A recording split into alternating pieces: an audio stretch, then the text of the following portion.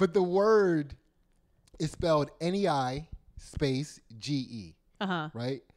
And it's pronounced Nei Ge. Yeah, you say it. Right? So, and then the black students, tell what happened with the black students. The black students felt that they were made to carry an emotional burden for having to be in this class with this teacher that was using this word that reminded. Well, they wrote a petition. Yeah, these black students got together, wrote a petition. They were with the help of a white woman trying to get her groove back. Yeah, about how this made them uncomfortable, and instead of taking this class, they weren't going to come if he was going to be the teacher anymore, and so the school put him on leave and is having somebody fill in for his classes. They were traumatized. They were emotionally traumatized by his use of this word, so much so that they couldn't take their tests or whatever it was. Like they just couldn't even come. And then people started accusing him of years of microaggressions. Yeah. Years of microaggressions. He'd been using this example for years. Yeah. And he was given this example by Chinese students. Yeah. A long time ago. And he's been in China, and he was like, I'm using the pronunciation that I learned when I was in China, in this part of China. I understand there may be different parts of, pronunciations from different parts of China, but like. And he handled it like a grandmaster communicator. Yeah. But it doesn't matter how well you communicate a truth right now. Right. Because they were emotionally scarred. Yeah. They were emotionally scarred. You're scarred. canceled, dude. Take your tweed jacket and your fucking corncob pipe and get out of here. Because he's that type of guy. Yeah. Which is hilarious to me. Because here is this is the how Google Translator pronounces it. If you can hear from where you are, I think you'll enjoy this pronunciation. So here we go. Nei Ge. One more Nei Ge. It sounds so rude. That sounds so rude. It sounds like a Chinese person who just moved to America and needs to let black people fucking know.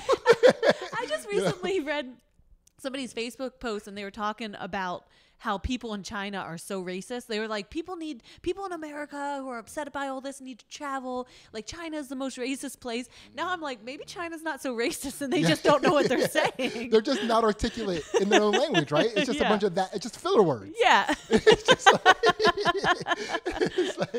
It's like their filler words are Nei Ge, Kun, Ta Ar Bebe. Dude, I was like cracking up. Like before I even read the article, before I even knew what the potential word was, I just imagined like this guy being like dragged out of his classroom, kicking and screaming, like wearing his tweed jacket, with his pipe in his hand and his monocle, screaming, "It's a tonal language." Yeah. It's a tonal language. It's like, my pronunciation was actually really good. I know. He's so like, that's what he's so insulted about this whole thing. Yeah, he's because he probably fucking nailed the pronunciation. Yeah. He probably absolutely 100% nailed it. Yeah. And he was including it because he wanted to include examples from different cultures in America. Like, he had this in there for a reason, to be inclusive and have diversity. And it like... Nei Ge. Can you imagine the kids, like, so they like, it's said, right, in class, and black kids are like, or whoever, everybody in the class is probably like, Yeah. And then like the black kids get on the phone afterwards and they're like, dude, was he just, I don't know, but like, how did that go down that they were like, yeah, let's petition? Like, how is everybody not in that classroom cracking the fuck up? Right. Yeah, laugh at this. What is wrong with people? This is insane. Because this is a word, they're emotionally scarred by a word that sounds like another word that people used historically to make them feel like their race, belittle the race or whatever, right? So we can't have words that remind us of words that are offensive in society. Like, is that what we want? So when we were in college, I was taking one of my economics classes. We were speaking about, I'll never forget, one of the professor was going on about one of his favorite economists from Chicago. Like, there's a Chicago style of economics that he's a particular fan of. And the guy that he was talking about, his name was Harold Johnson. But he went by the name Harry Johnson. And he's like super passionate about this man's work. About Harry Johnson. And he's saying his name like every 10 seconds. And I am fucking losing it. Yeah. Like it's like, dude, I am like, you know when you're like stifling, like, again, like if I was laughing, I probably wouldn't have had this physical reaction, but because I'm holding it in, like my eyes are just tearing. Yeah. You know, like I'm just like the whole entire time. And these two girls are sitting on either side of me looking at me like, oh my God, you're so immature. I remember you telling me this in college. It's just like, how are they not laughing? Like they hated me for the rest of that semester. Like I was immature. Like they were annoyed because they couldn't focus on what the teacher was saying because of the outbursts of laughter that I was having. The professor knew it. Like he was like purposely not looking. It was like one of those round table classes. He was purposely not looking at me so he continued to say it. And then other people in the class started kind of laughing about it.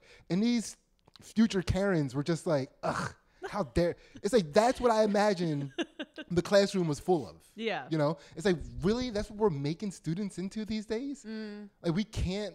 They can't laugh at something? We can't. Come on, Can't that's laugh hilarious. at anything? That's hilarious with this nigga.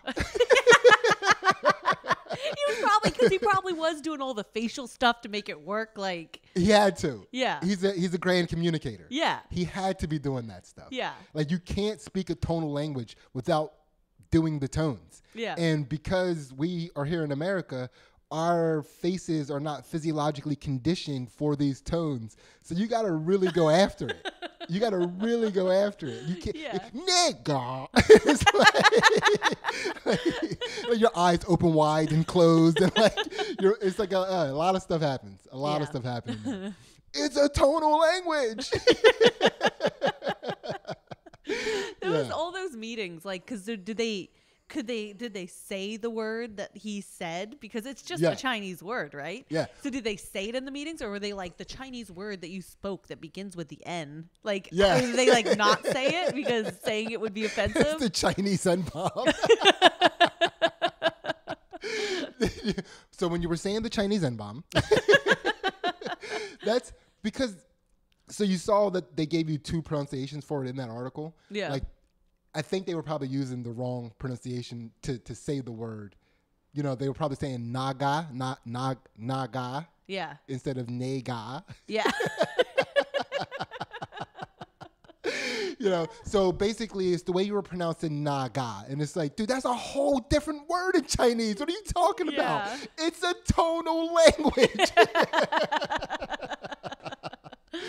God, that was my favorite story of the week. Poor man. Like, there was nothing better than that. No. Like, that was it. Like, that is like this guy who literally has made his living communicating, being heralded as somebody who can communicate grand concepts and get other people to communicate more fluidly and eloquently, taken out for one of his examples of poor communication. Yeah. Yeah. Man, dude. It's a shame though, really, because like he is, as far as I understand, an expert in his field. Yes. We're taking him down, right? Once again, a white man in academia trying to do his thing, taken down by a Nei Ge.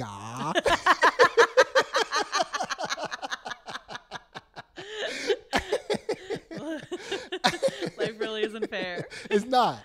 It's not. Why are we letting these niggas have so much power in our language? Oh, Do you know what I no. mean? I know. It's not cool. It's not cool. What's the thing I was trying to nigga. Oh, I can't think of it. What is it? Nigga.